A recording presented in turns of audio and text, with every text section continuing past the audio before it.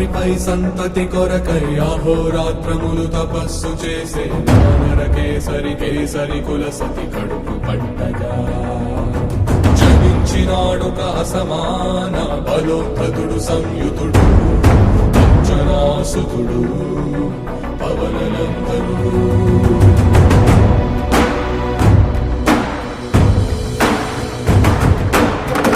కిరణముల ఉదయాత్మి గని అది పండిన తీరని పంటను పడు సూర్యమండలము పట్టి తినాలని దేహం నాటున రవి మరుగై జగము చీకటై మారా.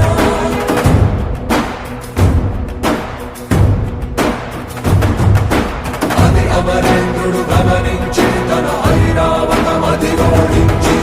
ఆంజనేయుని సమీపించి తన వజ్రాయుధము విసరగా అది పవననందనుని హనుముని తాకా చిందిన రక్త బిందువే విద్యుద్వేగంతో ధరణి స్థలి వంద కడలిలో చొచ్చి వంద కడలి అట్టడుగున గల శ్రీరంగ శుద్ధి గర్భము చేరియట